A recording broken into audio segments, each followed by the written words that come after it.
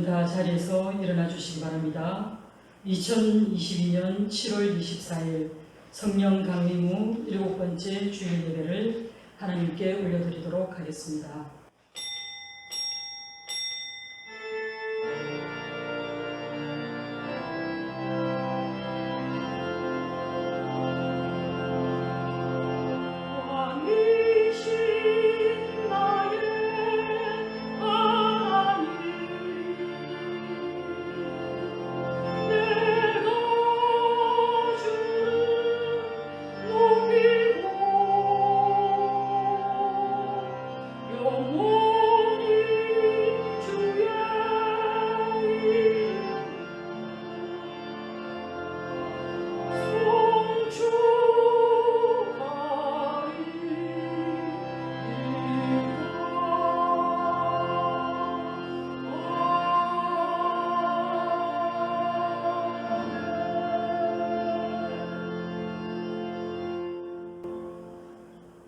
온 땅이여 여호와께 즐거운 찬송을 부를지어다. 기쁨으로 여호와를 섬기며 노래하면서 그의 앞에 나아갈지어다. 여호와가 우리 하나님이신 줄 너희가 알지어다. 그는 우리를 지으신 이요 우리는 그의 것이니 그의 백성이요 그의 기르는 양이로다. 아멘. 존귀하신 하나님, 죄악 중에 죽어가던 저희들을 만세전에 택하여 주시고 지명하여 불러주시고 하나님 나라 백성으로 삼아주신 은혜에 감사드립니다.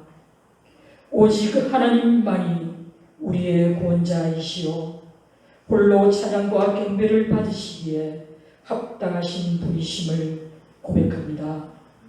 이 믿음 안에서 저희가 오늘 거룩한 주일을 지키며 삼위일체 하나님께 영광을 올려드리는 예배를 드리오니 기쁘게 받아 주시옵소서.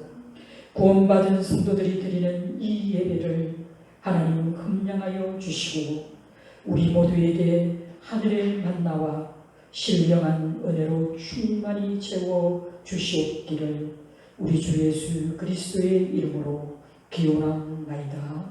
아멘.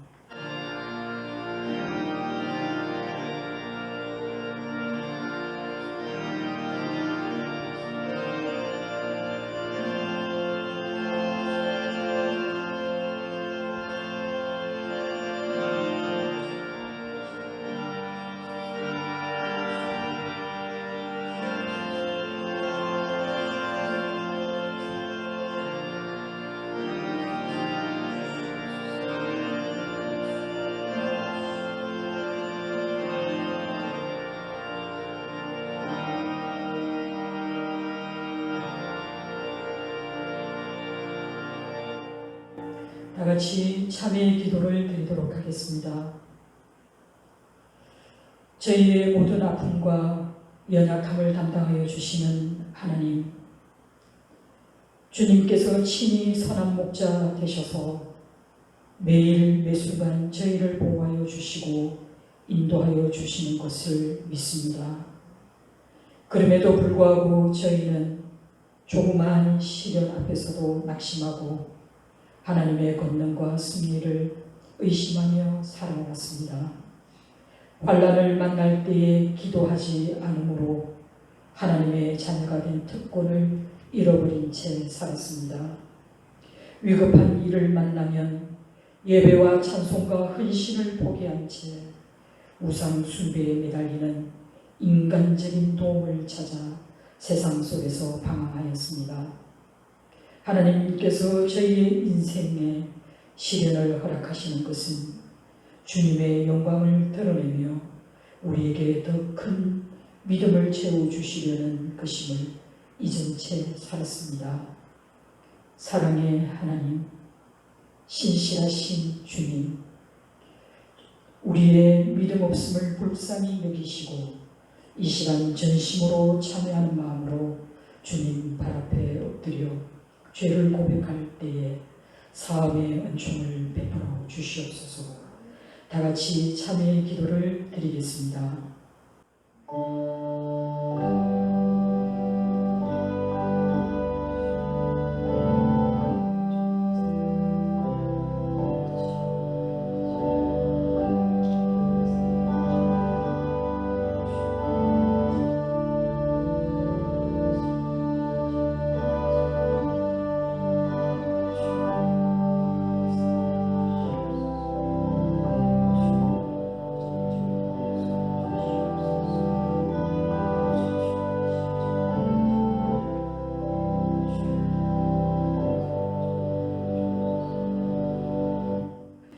우리 하나님께서는 전심으로 참여하는 자들에게 사함의 은총을 베풀어 주시겠다 약속하셨습니다.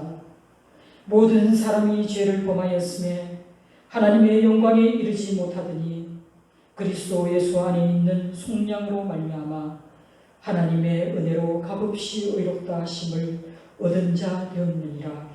약속하신 말씀에 의하여 우리의 죄가 사함을 얻었음을 확신합니다. 아멘. 용감송 11장 홀로 한 분 하나님께 찬양하도록 하겠습니다.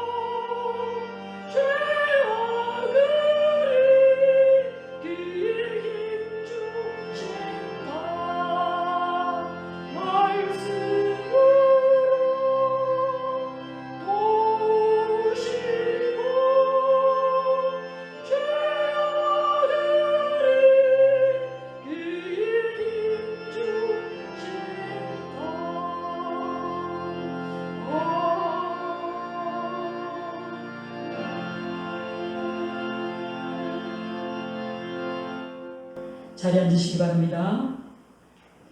성시 교독하도록 하겠습니다. 오늘 저와 여러분이 함께 읽은 교독문은 교독문 15문입니다. 찬송가 뒤에 있습니다. 제가 먼저 읽겠습니다. 여호와는 나의 빛이요 나의 구원이시니 내가 누구를 두려워하리요. 내가 누구를 무서워하리요. 악인들이 내 살을 먹으려고 내게로 왔으나 나의 기적들 나의 원수니 그들을 지켜서 먹어서도다. 군대가 나를 대적하여 진칠지라도 내 마음이 두렵지 아니하며 전쟁이 일어나 나를 치료할지라도 나는 여전히 태어나리로다. 내가 여호와께 바라는 한 가지 일 그것을 구하리니 곧 내가 내 평생에 여호와의 집에 살면서 여호와의 아름다움을 바라보며 그의 성전에서 사모하는 것이라. 여호와께서 환난 날에 나를 그의 초막 속에 비밀히 지키시고 그의 장막 은밀한 곳에 나를 숨기시며 높은 바위 위에 두시리로다. 이제 내 머리가 나를 둘러싼 내 원수 위에 들리니 내가 그의 장막에서 즐거운 제사를 드리겠고 노래하며 여호와를 찬송하리로다. 아멘. 사도신경으로 우리의 신앙을 고백하도록 하겠습니다. 저희 통합교단에서는 새로 번역된 사도신경으로 신앙을 고백합니다. 새 사도신경을 미처 암송하지 못하였거나 타 교단에서 오신 분은 주보나 모니터를 참고하시면서 마음을 다해 신앙을 고백해 주시기 바랍니다. 나는 전능하신 아버지 하나님 천지의 창조주를 믿습니다. 나는 그의 유일하신 아들 우리 주 예수 그리스도를 믿습니다. 그는 성령으로 잉태되어 동정녀 마리아에게서 나시고 본디오 빌라도에게 고난을 받아 십자가에 못 박혀 죽으시고 장사된 지 사흘 만에 죽은 자 가운데서 다시 살아나셨으며 하늘에 오르시어 전능하신 아버지 하나님 우편에 앉아 계시다가 거기로부터 살아있는 자와 죽은 자를 심판하러 오십니다. 나는 성령을 믿으며 거룩한 공교회와 성도의 교제와 죄를 용서받는 것과 몸의 부활과 영생을 믿습니다. 아멘. 사랑의 하나님, 또한 삶을 나누는 지체들이 함께 모여 예배의 영광에 참여하게 하시는 하나님의 감사와 찬양을 드립니다. 성령 하나님, 한 해의 반환점을 돌았습니다. 하나님, 여러 가지 우리 또한 순전한 교회에 이렇게 또한 세워주시고, 또한 하나님 이곳을 통해서 또한 예배 드리게 하시고, 하나님 이곳을 동안 하나님 찬양을 드리게 하심을 감사드립니다. 하나님 또한 돌아보며 하나님 또한 기쁨과 또한 하루에 하나님 이렇게 회복을 주셔서 또한 감사드립니다. 하나님 이 모든 과정 가운데 신앙 고백이 있는 지체들이 많아지게 하시는 은혜를 또한 감사드립니다. 이 뜨거운 여름을 통해서 창조적 힘을 받고 새 힘을 공급받고자 합니다. 하나님 또한 저희 또한 여름 수련회가 준비되고 있습니다. 하나님 대나무가 하늘 높게 자라가듯이 힘을 축적하는 마리와 같은 알찬 기간이 되기를 소망합니다. 하나님을 알아가는 기쁨을 고백하는 지체들로 넘치는 축복이 이곳에 있게 하여 주시옵소서. 하나님 또한 우리가 또한 서로가 중보의 기도의 끈으로 묶여지는 교회가 되기를 원합니다. 중보 기도로 세대가 또 통합되고 함께하는 그런 기쁨을 맛보는 여름이 되게 하여 주옵소서. 하나님 이제 담임 목사님 선포하는 말씀을 저희가 받고자 합니다. 현재 우리 교회 주시는 말씀이 되게 하시고 또한 그 말씀을 되새김질하고 농축하는 많은 반복하는 과정 속에서 불순물을 거르고 때로 날려보내면서 이 말씀을 우리가 또한 하나님 우리 삶에 충분히 맛보며 또한 승리하는 그런 시간들이 되게 하여 주셔서 하나님 우리가 입술로 드리는 이 신앙 고백이 참으로 주님께서 기뻐 받아주시는 예배가 되게 하시고 우리 삶의 모든 영역에서 우리 인생 주인 되시는 난 예수 이름으로 감사를 드리오며 주님 홀로 영광 받아 주옵소서. 감사를 드립니다. 예수 이름으로 기도드립니다. 아멘.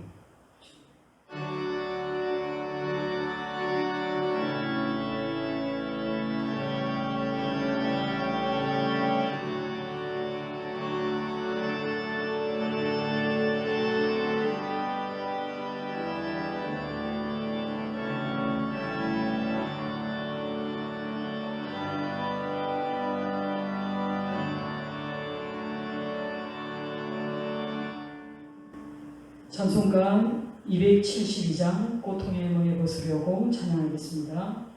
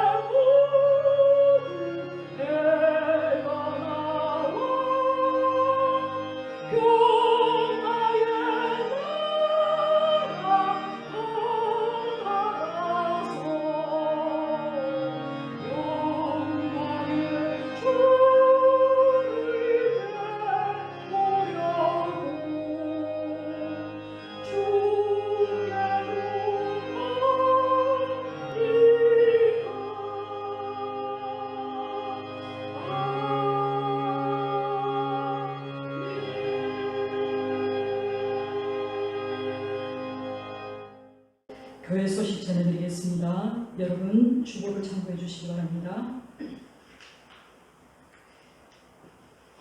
여러분 오늘 주보를 보시면서 어떤 소식이 제일 눈에 들어오셨습니까?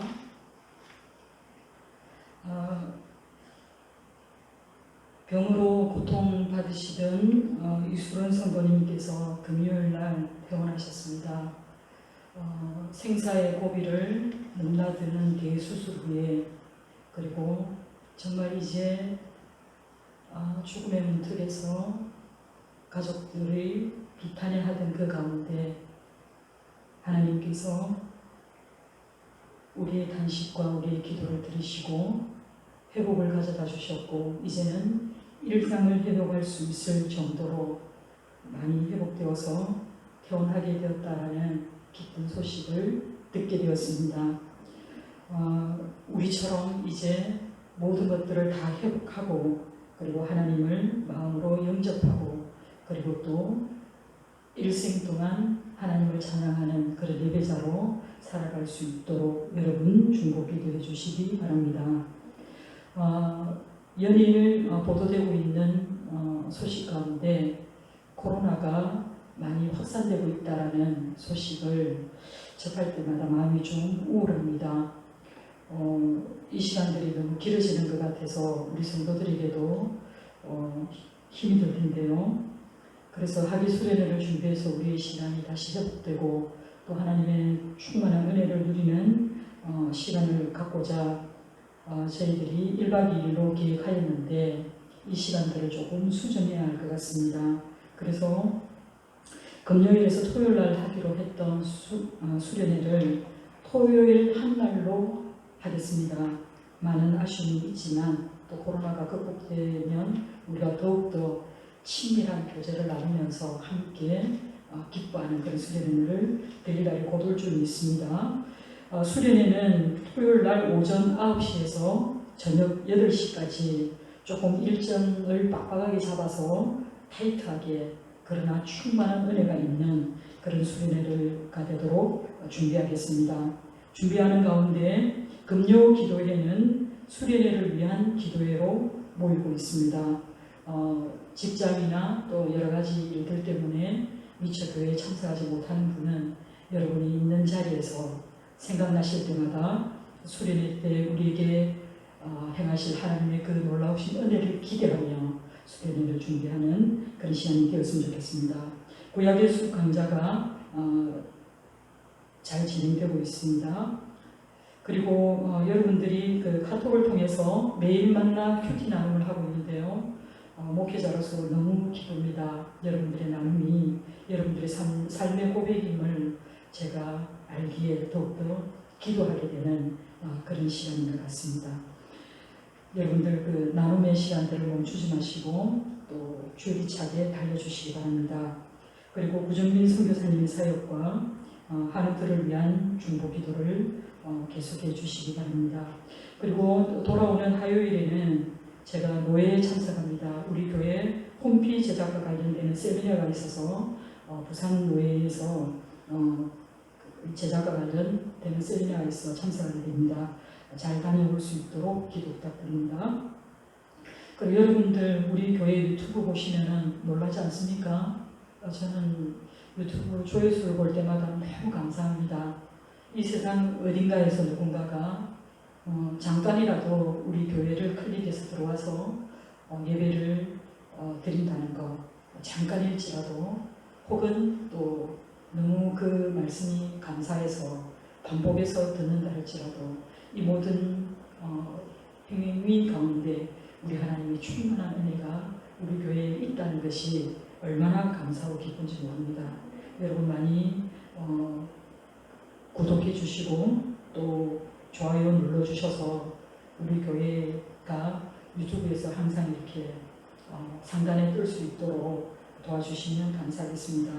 그리고 온라인 예배가 또 유튜브 네이버 밴드를 통해서 주일 오전 11시에 송출되고 있고 또 미처 보지 못하신 분들은 밴드나 혹은 적어도 제가 수요일 전에는 유튜브를 통해서 예배 영상을 편집하여 올립니다.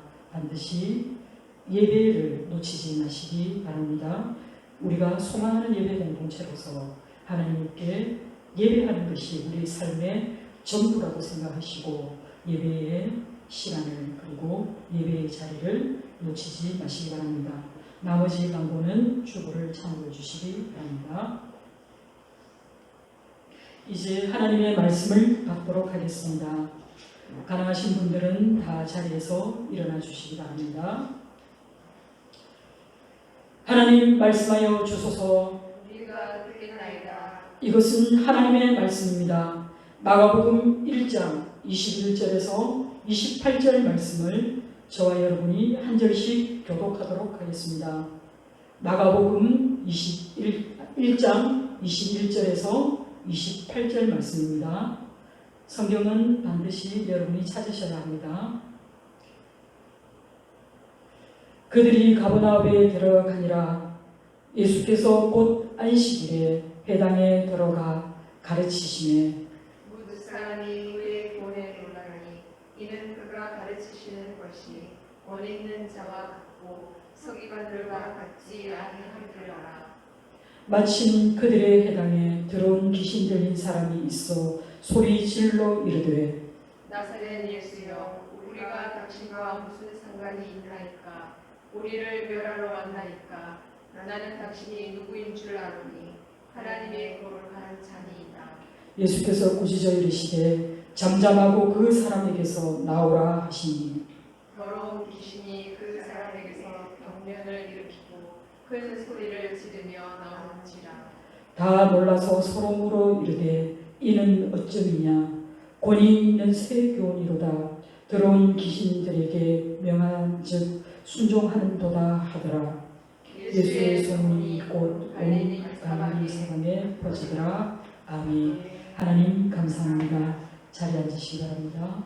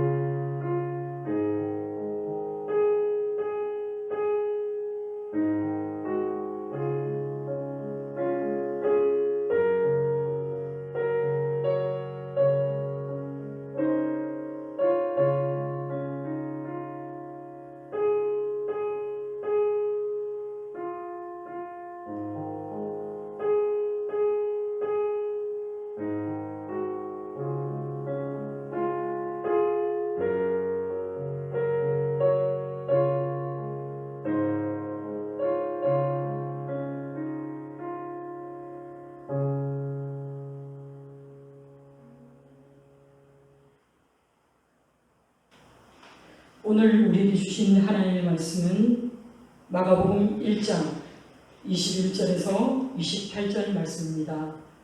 권위 있는 새 교훈이라는 제목으로 하나님 말씀 증거할 때에 하나님의 음성으로 들으시기 바랍니다. 사랑하는 성도 여러분, 간밤에 그리고 새벽에 그리고 아침 이른 시간까지 비가 내렸다는 거 알고 계십니까? 여러분에게 이 비는 반가운 비였습니까? 아니면 내 삶을 어지럽히는 그런 혼란스러운 비였습니까? 계절의 변화를 바라볼 때마다 저는 우리 하나님의 성실하심을 보게 됩니다.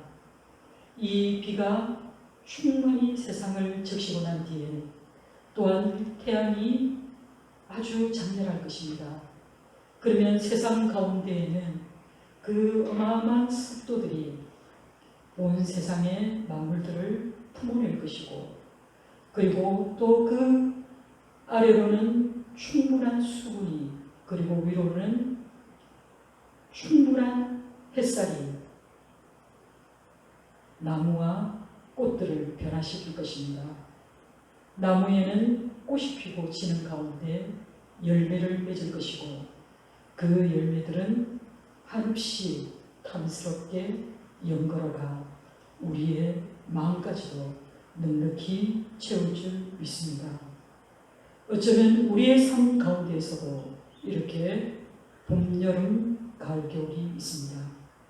우리의 신앙 역시 마찬가지로 영적인 태아 상태에서 영적인 아기 상태로, 그리고 장성한 분량으로 자라기까지는 우리의 믿음에도 우리의 신앙에도 이와 같은 비가 있어야 하고, 또 마른 땅 같은 그런 시간도 지나야 하고, 그리고 한 뺨의 그늘도 허락되지 않은 그런 태양 아래 우리가 서 있는 날도 있어야 합니다. 그러나 이 모든 시간들은 우리의 믿음을 공고히 하기 위한 우리 하나님의 시간, 우리의 연단의 시간인 줄 믿고 인내하시며 믿음의 길을 멈추지 마시기 바랍니다. 사랑하는 성도 여러분, 오늘 제가 여러분들에게 전할 하나님의 말씀은 가버나움에 오신 하나님, 우리 주님에 대한 말씀입니다. 가버나움이라는 이곳의 이름의 뜻은요, 나훔의 마을이라는 뜻입니다. 이때 나훔은 위로받는 자, 혹은 위로를 뜻하는 바입니다. 그렇다면 이 가버나움이라고 하는 것은 바로 위로의 동네라는 그런 뜻이 됩니다. 우리 주님께서는 오늘 본 말씀에 보면 가버나움에서 보낸 그 하루를 다루고 있는 것이 마가복음 1장 21절에서 39절에 나오는 말씀입니다. 여기에는 4개의 일화가 나오고 있습니다. 그 중에서 처음으로 소개되고 있는 것이 바로 안식일 유대 회당에서 일어난 그 한 사건을 소개하고 있습니다. 예수님은 이미 그가 부른 4명의 제자들과 함께 예수님은 공생의 초기 그 전도의 근거지로 삼았던 그 첫 선교 현장인 가버나움에 오셨습니다. 갈릴리 서편에 위치한, 서북편에 위치하고 있는 이 가버나움은 말 그대로 예수께서 이곳을 첫 선교 사역지로 선택하신 것은 구약 성경이 자신을 가리켜 하신 그 모든 말씀을 이루기 위함입니다. 이사야 선지자는 이사야 40장 1절에 너희의 하나님이 이르시되 너희는 위로하라, 내 백성을 위로하라는 이 말씀은 이사야 당시에는 바벨론 포로 당시에 포로 생활을 이제 끝낼 것을 예언해 주신 하나님의 말씀이었습니다. 포로된 자들은 어떤 사람들입니까? 그들은 철저히 자유가 박탈당한 사람들입니다. 그리고 모든 억압을 감당해야 할 그런 억눌린 자들이 바로 포로된 자들입니다. 그들은 자신이 누려야 할 모든 자유를 타자에 의해서 철저하게 짓누리고 또 박탈당한 사람에게 너희가 이 모든 억압으로부터, 이 모든 포로된 생활로부터 해방되리라는 이 말씀보다 더 큰 위로의 말씀은 없을 것입니다. 예수님께서 이 땅에 오신 이유가 바로 하나님의 은혜의 복음을 우리에게 선포하시기 위함이었습니다. 이 복음은 예수님께서 누가복음 4장 18절에서 19절에 이사야 선지자가 예언한 그 말씀을 인용하신 데에서 예수님이 이 땅에 오신 이유를 분명히 말씀하고 있습니다. 누가복음 4장 18절에서 19절 말씀에 예수님은 가난한 자들에게 복음을 전해주러 오셨다 말씀하셨습니다. 그리고 포로된 자들에게 자유를 주시려고 이 땅에 오셨노라 말씀합니다. 예수님이 오신 이유는 눈먼 자에게 다시 보게 하려 함을 전파하시고, 그리고 억눌린 자에게 자유를 주시는 하나님 나라의 복음을 우리에게 알게 하시려고 이 땅에 친히 사람이 되어 오셨습니다. 가장 위로가 필요한 곳 가버나움에서 한 귀신 들린 자를 위로하시려고 그 선교 사역지로 가버나움을 택하셔서 선지자들을 통해 하신 하나님의 구원의 약속을 우리 주님께서 이루시는 광경을 여러분 오늘 이 말씀을 통해서 목도하시기 바랍니다. 예수님께서 제자들과 함께 안식일에 회당에 들어가셨습니다. 당시의 성전은 예루살렘에만 있었고 회당은 유대인들이 살고 있는 마을 곳곳에 있었습니다. 회당의 주요한 목적은 모세의 율법으로 그들 백성들을 교훈하는 것이 목적이었습니다. 회당에 모였을 때 회당장은 자격이 있다고 판단되는 사람은 누구에게나 말할 자유를 허용하였습니다. 특히 랍비나 그 당시에 권세 있는 교사는 그들이 그날 읽을 성경을 읽고 그리고 그 말씀을 해석하도록 회당장에 의해서 추천되었습니다. 그렇다면 오늘 예수님께서 회당에 들어가셔서 가르쳤다라는 이 말에는 많은 의미들이 담겨 있습니다. 예수님이 이미 그 당시에 가버나움에서 잘 알려진 선생이었다는 뜻입니다.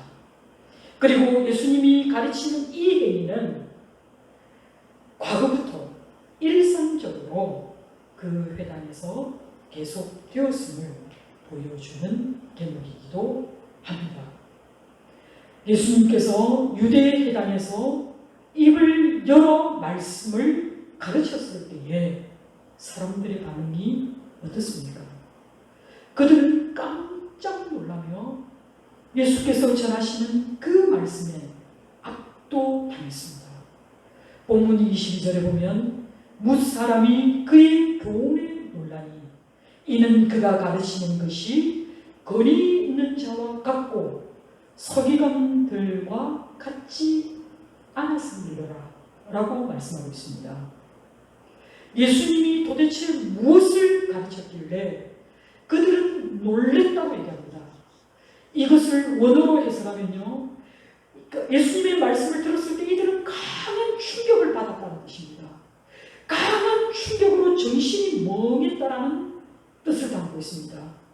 넋을 잃을 정도의 그런 강력한 선포의 말씀을 들었을 때 그들은 이 말씀이 서기관들과 구분되는 말씀이고 또 이 말씀을 듣는 그 청중들에게는 가슴을 뜨겁게 하는 그런 주님의 말씀을 그들이 경험하게 되었다는 것입니다.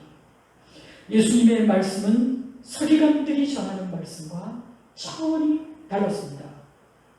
서기관들은 어떤 사람입니까? 서기관들은 당시에 유대 사회에서 최고로 존경을 받았던 그런 사람들이었기에 모든 모임에서 그들은 상석에 앉았습니다. 그들은 분열왕국 시대에, 분열왕국은 언제를 얘기합니까? 솔로몬 이후에 북이스라엘과 남유다로 나뉘어졌을 때를 얘기합니다. 북이스라엘은 이미 아수르에게 멸망당하고 남유다는 멸망되어 흩어진 것이 아니라 이들은 바벨론으로 포로로 끌려가게 되었습니다. 유대 백성들이 바벨론으로 포로로 끌려갔을 때에 그들의 이 비참함이 어디서 왔는지를 생각하게 되었습니다. 그것은 그들이 하나님의 율법을 따라 살지 않았다는 것을 깨닫게 되었고, 그리고 그들이 포로된 곳에서 돌아왔을 때에는 이제 그들이 율법을 요구하고 가르치는 일에 본격적으로 힘을 쏟기 시작했습니다. 그 중심에 있었던 사람들이 바로 서기관들이었습니다. 사람들은 이 서기관들에게 자기 인생에 있어서 혹은 자기 삶에서 벌어지는 그런 소소한 이야기들을 의논하였습니다. 그리고 자기의 신앙생활 가운데 이해되어지지 않거나 풀기 어려운 그런 문제를 만나게 되었을 때 이 서기관들을 찾았습니다. 그래서 이들의 말은 곧 백성들에게는 법이었고, 그리고 이들의 가르침은 그들의 행동 규범이 되었던 것입니다. 당시의 서기관들은 그들의 스승들의 권위에 입각해서 백성들을 가르쳤기 때문에 그들은 끊임없이 스승들의 교훈을 인용했습니다.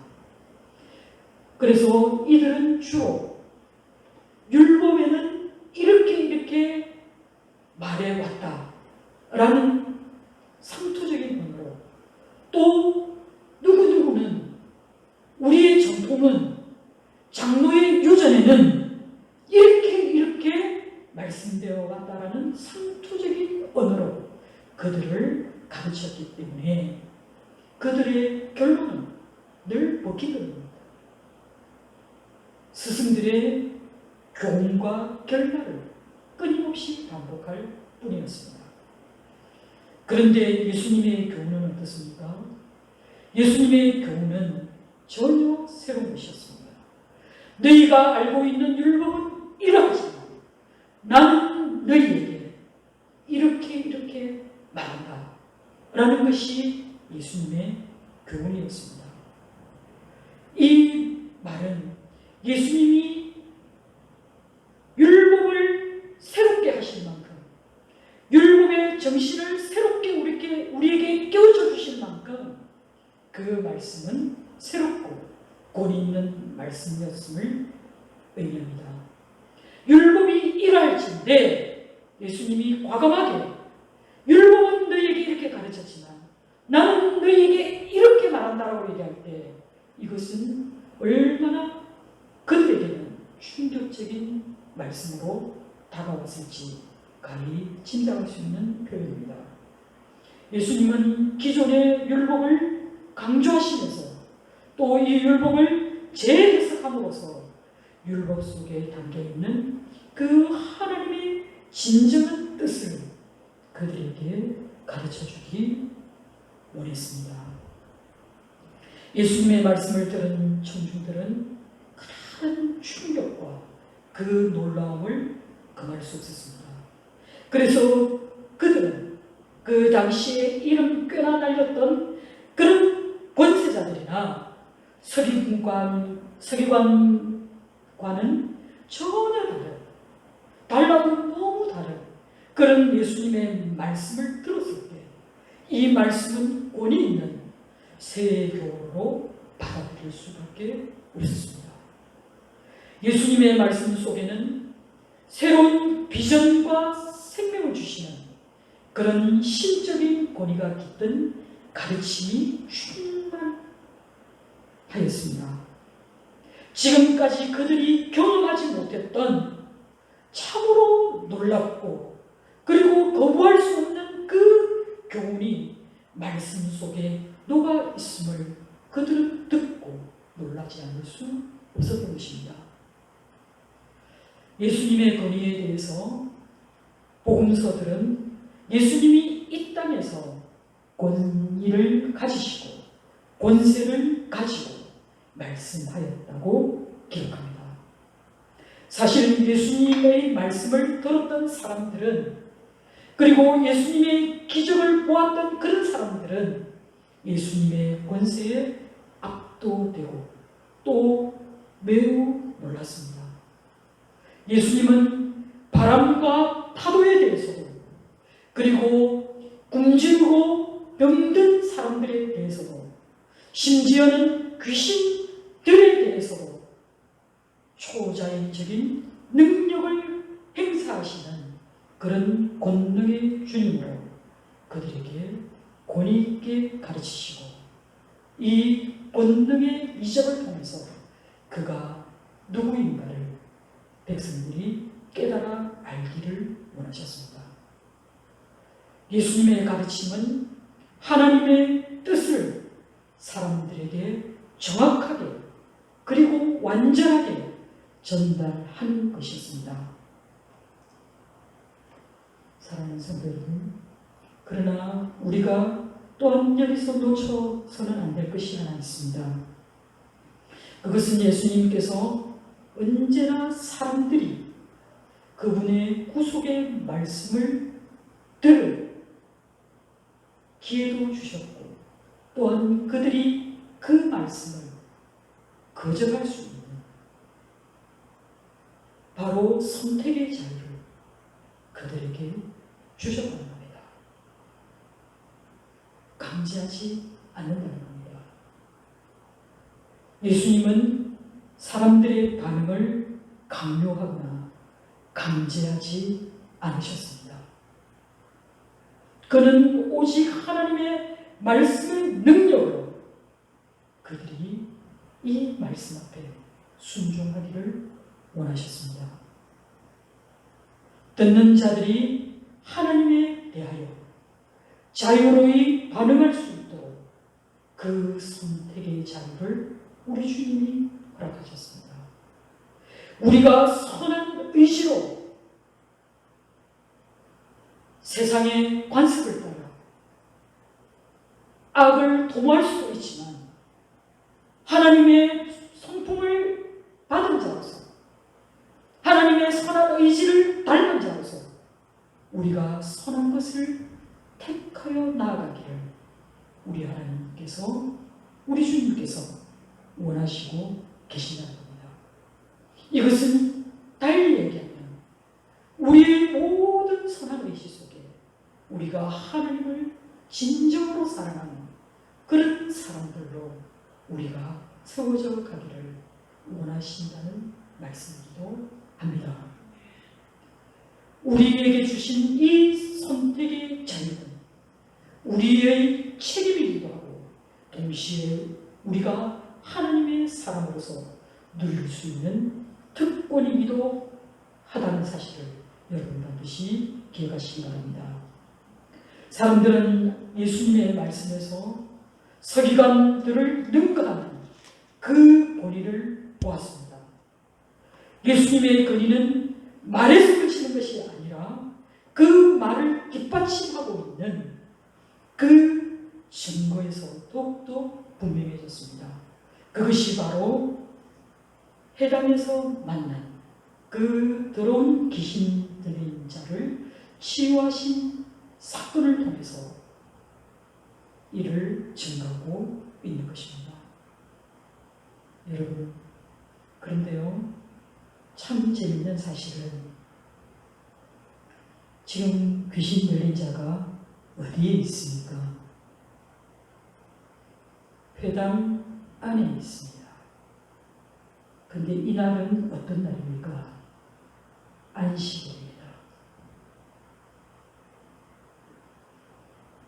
가장 거룩한 날에 가장 거룩해야 할 그 회당에, 그 장소에 더러운 영에 시달려서 고통받는 사람이 있었다는 겁니다. 이 말은 오늘날에도 거룩해야 할 교회 내에 더러운 영에 붙들린 사람들이 있다는 뜻입니다. 마틴 루트가 어렸을 때에 대부분의 사람들은 산과 강에 귀신들이 꽉 차 있다고 생각했습니다. 오늘날의 사람들도 곳곳에 온갖 신들이 깃들여 있다고 믿는 사람들이 있습니다. 그러나 과학 문명이 발달하던 시대에 오늘날같이 최첨단, 도저히 현 세대의 사람조차도 따라가기 힘든 이런 과학 문명 시대에 귀신 이야기를 하면 대부분의 사람들이 이 이야기를 아예 무시하려고 합니다. 혹은 무슨 시대에 뒤처지는 이야기를 니는 입에 올리느냐라며 우리를 비웃을지도 모릅니다. 그러나 오늘 본문 말씀에서는 분명히 귀신이 실제하고 있음을 말하고 있습니다. 복음서에서는 귀신의 실제를 말씀하고 있는 동시에 우리 주님께서도 여러 번 그 귀신의 실제를 인정하셨습니다. 예수님께서 70명의 제자들을 파견하실 때에 그 제자들은 삶의 현장에서 귀신을 물려쳤던 것을 우리 주님께 돌아와 보고하였습니다. 귀신은 단순히 상상에 의해서 있는 그런 존재가 아닙니다. 그들은 실제로 존재하는 그런 존재들입니다. 어느 시대와 상관없이 이 마귀의 역사는 지속되고 있다는 것을 여러분 기억해야 합니다. 어떤 의미에서는 그들의 역사 또한 더 강해지고 있음을 기억해야 합니다. 물론 그 당시와 똑같은 방법으로 마귀들이 역사하는 것은 아닐 수 있습니다. 그러나 문명이 발달해 가듯이 마귀들의 이 강교함도 더 치밀해지고 더 디테일해지고 더 은밀하게 우리의 삶 속에 우리의 영혼 속에 스며들고 있다는 것을 여러분 경계해야 합니다. 그 한 예가 자칭 예수라는 수많은 적 그리스도인들이 출현하고 있습니다.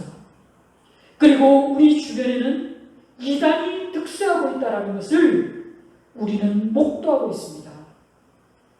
이 귀신은 사단의 그 천사가 타락하여 사단이 되었던, 그래서 타락한 천사들과 함께 쫓겨날 때 따라갔던 그 사단의 쫄개들이 바로 귀신들입니다. 이 귀신들은 우리 주님이 재림하시는 그 마지막 날에 완전한 심판을 받게 될 것이라고 성경은 증언하고 있습니다. 그런데 귀신이면 그냥 귀신이지 왜 들어온 귀신이라고 성경은 말씀하고 있을까요? 들어온 귀신 들린 사람을 문자대로 해석하면 더러운 영 안에 있는 사람이라는 뜻입니다. 귀신에 들렸다라는 말은 그 사람이 귀신의 지배 아래, 더러운 영의 지배 아래 놓여 있다라는 그런 뜻입니다. 더러운 귀신이라는 이 표현은 더러운 영에 사로잡혀서 이제 그가 그 더러운 영의 지배 아래에 조종당하는 그런 삶의 자리에 머물러 있다는 것을 의미하고 있습니다. 귀신이라는 말 앞에 더러운이라는 이 형용사를 붙인 것은 복음서의 공통된 특징입니다. 그런데 유독 마가복음에서는 이 더러운 귀신에 대한 언급이 마태복음에서 2번 언급되고 누가복음에서 6번에 언급되었다면 마가복음에서는 무려 10번 언급할 정도로 이 귀신 들림, 즉 더러운 영에 사로잡힌 우리의 인생을 우리 주님께서 얼마나 청결하게 하시기를 원하셨는지를 단적으로 보여주는 그런 예라고 하겠습니다. 이 더러운이라는 이 표현은 윤리적으로 선한 그 성품을 이제 다 소진해버리고 없는 그런 상태를 표현한 말입니다.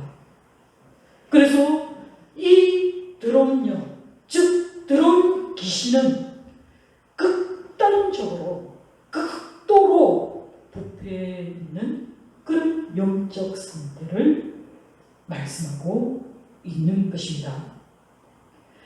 이처럼 성경에서 더러운 귀신이라고 표현한 이유는 말 그대로 이 귀신이 역사하는 그 모든 것은 너무나 추악하고 너무나 더러운 것이기 때문에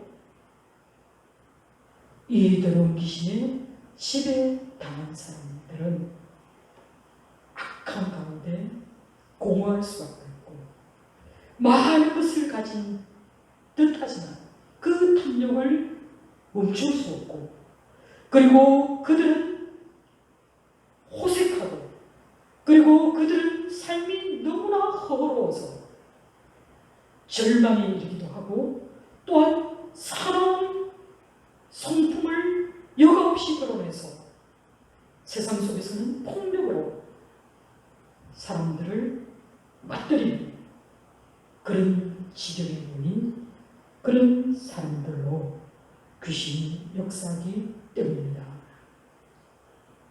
예수님께서 회당에 들어가셨을 때 다른 누구보다도 먼저 예수님을 알아본 것이 바로 더러운 귀신이었다는 사실이 놀랍습니다. 더러운 귀신은 소리칩니다. 나사렛 예수여, 우리가 당신과 무슨 상관이 있습니까? 우리를 멸하려고 왔습니까? 나는 당신이 누구인 줄 압니다. 당신은 하나님의 거룩한 사람입니다. 라고 예수님의 모든 것을 지금 이 귀신이 폭로하고 있는 것입니다. 더러운 귀신 들린 자의 이 외침이 이 귀신의 신앙 고백입니까? 이 귀신이 순수한 의도를 가지고 지금 오신 이 나사렛 예수가 여러분 이렇게 거룩하신 분이니까 이분에게 엎드려 경배하세요. 이런 의도에서 이렇게 외치는 것입니까? 절대 아닙니다. 마귀는 당신이 우리와 무슨 상관이 있나이까? 우리를 멸하러 오셨나이까? 라는 이 절규 속에서 이 마귀는 종말적인 심판 때가 아직 이르지 않았는데 왜 벌써 오셨습니까? 라고 예수님께 한변의 뜻으로 말하는 것입니다. 이 말에는 다분히 귀신들이 하나님으로서 이 땅에 성육신하신 예수께서 심판주로 오셨다는 것에 무척 당황하고 흥분한 나머지 최후의 저항으로서 그들은 공포와 두려움에 질려서 이 말을 내뱉는 것입니다. 그들은 예수님이 어떤 분인가를 이미 잘 알고 있습니다.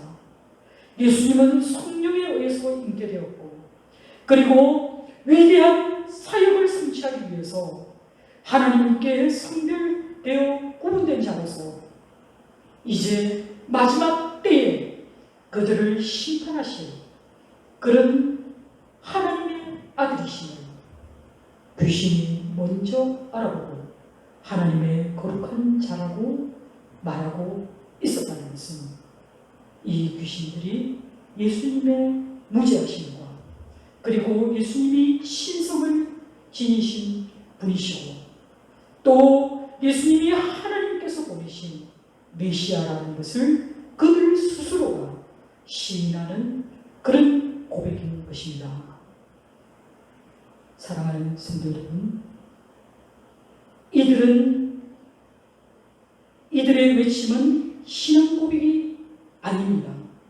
오히려 이 귀신들은 예수님이 사역을 행하기도 전에 사람들에게 주목하게 하여서 하나님께서 이 땅에서 행하실 모든 가르침과 하나님의 권능을 사람들이 보고 깨달아 스스로 하나님의 길로, 주 예수의 길로 나아오도록 하는 그 사역을 방해하기 위함입니다. 진리 그 자체가 귀신의 영역에서 정은받음으로써 오히려 불신과 의욕을 받도록 하기 위한 것입니다. 우리가 똑같은 말씀이라도요, 누가 전하느냐에 따라서 그 말씀의 권세가 다른 것처럼 귀신은 다분히 예수님의 그 권능을 오염시키는, 또 주님의 명예를 손상시키기 위해서 이런 발언을 서슴지 않은 것입니다. 이런 사탄의 의도를 간파하신 우리 주님의 한마디는 잠잠하고 나오라는 것입니다. 이 사단을 꾸짖었을 때 그 사단은 권능을 가지신 하나님의 권세 아래 있는 존재이기 때문에 하나님의 말씀에는 순종하지 않을 수 없었고, 그래서 그들은 즉시 나올 수밖에 없었습니다. 이 광경을 지켜본 사람들은 27절에 다 놀라서 서로에게 묻습니다. 권위 있는 세교훈이로다. 더러운 귀신에게 명령하시니까 그들이 순종하도다. 라며 깜짝 놀랐습니다. 사랑하는 성도 여러분, 오늘 이 교훈의 말씀이 우리에게 들려주는 것은 무엇일까요? 예수님은 귀신을 쫓으실 때에 사실 귀신 들린 사람에게가 아니라 마귀의 수종자요 쫄게 들인 귀신을 상대하고 계시면서 그 귀신에게 명령하셨다는 사실입니다. 귀신의 역사는 언제나 더러운 것이기 때문에 죄에 깊이 빠져있게 합니다. 그리고 그 영혼을 불행하게 하고 그 영혼을 비참하게 하고 결국은 그 영혼을 사망에 이르는, 결국은 망하게 만드는 그런 존재가 바로 마귀의 역사입니다. 그렇다면 이 마귀의 역사가 우리의 눈앞에 드러나는 현장은 그들은 나오면서 경련을 일으켜서 소리를 지르며 그 사람을, 그 더러운 영에 갇혔던 그 사람을 해치려 하였던 것입니다. 그러나 우리 주님의 역사는 살리는 성령의 역사이기에 너무나 대조를 이룬다고 말씀할 수 있습니다. 귀신은 하나님을 알아봤습니다. 그리고 귀신은 또 예수님을 안다고 말하였습니다. 그런데 여러분, 하나님을 알고 예수님을 알지만 그들은 하나님도 예수님도 믿지 않았다는 것이 문제입니다. 하나님을 알지만 믿지 않는다는 것. 귀신의 역사는 복음을 정지시키기 위한 그런 것이 아니라 오히려 반대로 복음을 방해하는 것입니다. 오늘 이 말씀을 통해서 우리가 깨달아야 할 것은 우리가 지식적으로 우리가 하나님을 알아서는 안 된다는 것입니다. 내가 예수를 알지만 나는 예수를 믿지 않는 그런 성도들이 얼마나 많습니까? 저는 가끔씩요, 아주 무례한 생각이 들 때가 있습니다.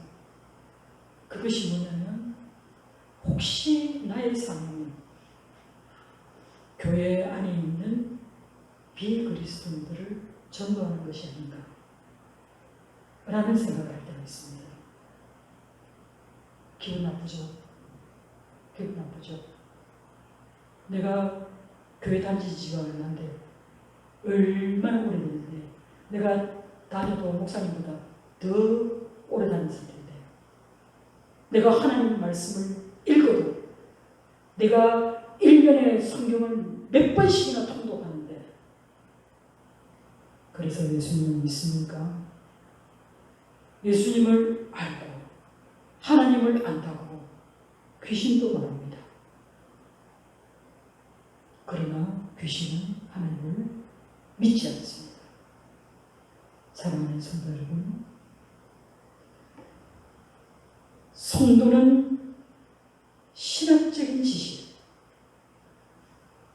그리고 말씀에 대한 지식, 이보다 더 중요한 것이 구체적인 삶을 통해서 그 말씀에 변화된 삶을 살아가는 것입니다.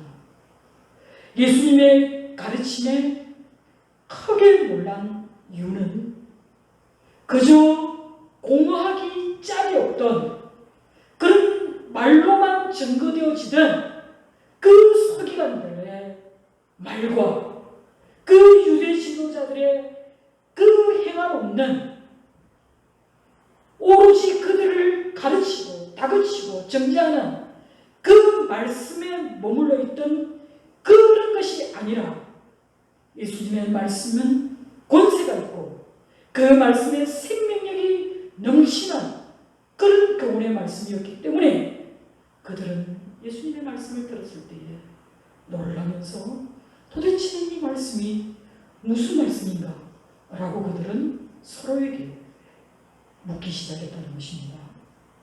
하나님이 어떤 분이시고 예수 그리스도께서 누구신지 안다는 것은 우리 영혼이 그저 구원받는 것보다도 더 소중한 일인 것입니다.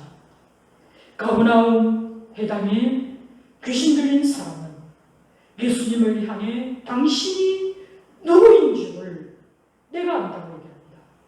그리고 하나님의 거룩한 자라고 소리를 질렀습니다. 그러나 그는 결코 주님을 영접하지 않았기 때문에 그의 이 신앙 고백은, 그의 이 외침은 한낱 부질없는 소리에 지나지 않음을 기억하시기 바랍니다. 실제로 우리의 믿음은 아는 데서 그쳐서는 안 됩니다.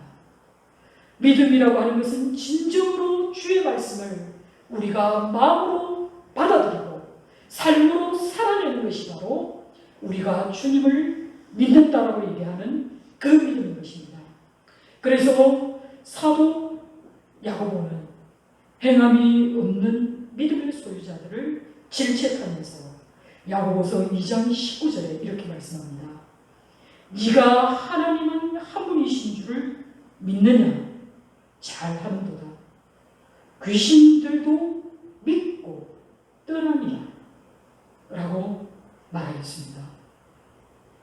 사랑하는 성도 여러분, 하나님께 전적으로 순종하면서 또한 예수 그리스도를 내 삶의 주인으로 온전히 영접하지 않는 믿음은 한낱 공한 메아리에 지나지 않습니다. 오늘 귀신 들린 자가, 이 귀신이 예수님을 통해서 했던 이 말씀 속에서 우리는 믿음이 무엇인지를 찾아낼 수 있어야 합니다. 그저 예수님이 귀신 들린 자 하나 고친 것을 와 놀라운 기적이다 라고 받아들일 것이 아니라 이 귀신의 말을 통해서 우리의 믿음이 무엇이어야 되는지를 우리가 깨달아야 알아야 합니다. 오늘 말씀에 보여주신 것처럼 우리 주님의 말씀은 누구도 따라올 수 없는 참 진리의 말씀이십니다. 그럴 수밖에 없는 이유는 우리 주님 자체가 바로 진리시기 때문입니다. 우리 주님 자체가 바로 복음이시기 때문입니다. 그렇기 때문에 그가 하시는 모든 말씀과 그가 행하신 모든 일들은 진리요 또 복음인 것입니다. 그것을 보고 들은 자가 그 말씀 따라 살아가지 않는다면 그의 믿음은 한번 되돌아보아야 할 것입니다. 사랑하는 성도 여러분, 오늘 우리에게 주신 이 능력의 말씀을 우리의 마음에 새기면서 우리가 그저 하나님을 안다, 예수님을 안다 해서 그칠 것이 아니라 그가 나의 주, 나의 하나님이시고 나를 사랑하시고 또 내가 사랑하는 그 주님이시기에 내가 그가 원하시는 그 모든 일에 나의 모든 삶을, 나의 모든 것을 아낌없이 드릴 수 있는 그런 섬김의 종, 그런 헌신된 성도가 되시기를 주님의 이름으로 축원합니다. 기도하겠습니다. 귀신을 쫓으시고 병든 자를 일으켜 세우시고 죽은 자를 살리시며 만물을 창조하신 창조주 하나님, 그리고 성령 하나님, 오늘 우리의 삶 가운데 동행하시는 살아계신 우리 주 예수님, 주님의 가르침에 세상 그 어떤 논리로도 그 어떤 가르침보다도 능가하시는 이 말씀이 진리임을 깨닫고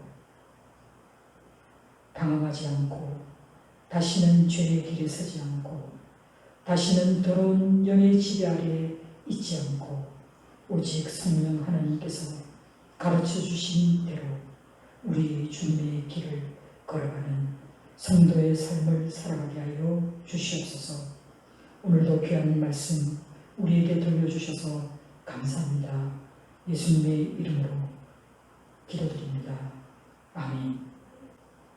다 같이 찬송가 251장 찬양하겠습니다.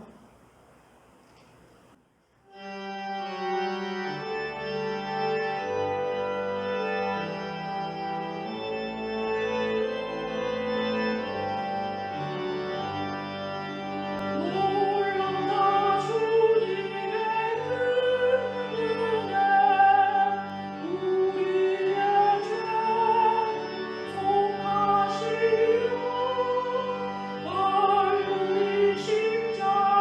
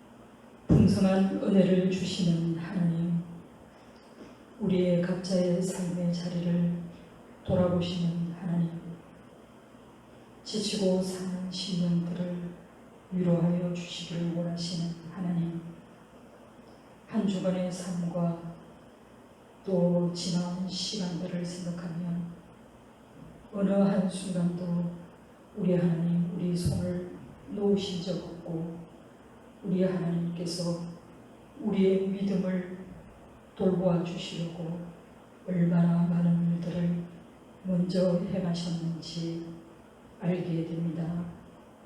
아버지 하나님께서 우리에게 호흡을 주시는 이 모든 날들 동안 우리의 삶이 은혜와 감사로 넘치게 하여 주시옵소서. 우리가 하나님 전에 나올 때에 늘 기쁜 마음으로, 감사하는 마음으로, 자원하는 마음으로 하나님 앞에 서게 하여 주시옵소서. 우리의 마음에 불순한 것들을 우리 주님의 보혈로 씻어주시고 하나님 나라의 신령한 것과 또 땅에 기름진 것으로 우리 성도들의 삶을 하나님 채워주시옵소서. 어렵고 힘든 시절을 지나면서도 하나님 전에 나올 때에 구별하여 하나님께 드립니다. 드리는 손길들을 하나님 복되게 하여 주시고 이들이의 소원을 담은 이 물질 위에 하나님 기름 부어 주셔서 이 물질이 선한 곳에 또 복음이 전달되지 못한 그 땅끝까지 그 흑암에 앉은 백성들에게까지 주의 복음이 증거되는 그 귀한 복음의 씨앗으로 이 물질들이 사용되게 하여 주시옵소서. 아버지 하나님, 주의 전에 나올 때에 드릴 것이 있게 하여 주셔서 감사합니다. 아버지 하나님, 넘치는 복으로 우리 하나님께서 약속하신 대로 창고가 차고 넘치도록 축복하여 주시옵소서. 내세에서도 이생에서도 하나님의 복을 누리는 그런 하나님의 사람들로 살게 하여 주시옵소서. 아버지 하나님, 우리의 삶에 크고 어려운 일을 만날 때에 우리 하나님이 함께 하시는 모든 것이 형통하게 다침 없이 열려지는 형통함의 복을 누릴 줄 믿습니다. 이 모든 복들이 우리 성도들 삶 가운데 늘 함께 하여 해 주시옵소서. 오늘도 우리에게 감사할 마음을 주셔서 감사합니다. 자원할 마음을 주셔서 감사합니다. 은혜를 생각하며 기쁨으로 예배를 드릴 수 있게 하여 주셔서 감사합니다. 예수님의 이름으로 기도드립니다. 아멘.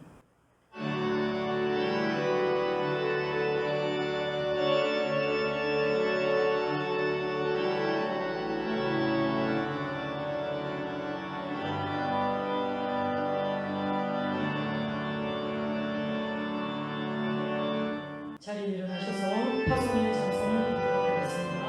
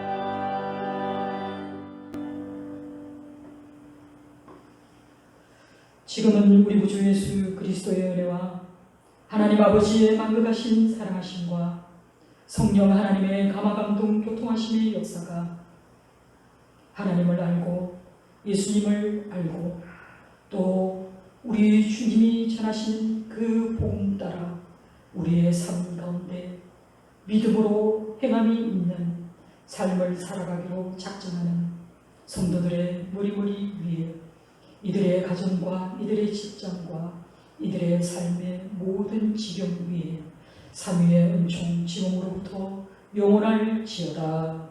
아멘.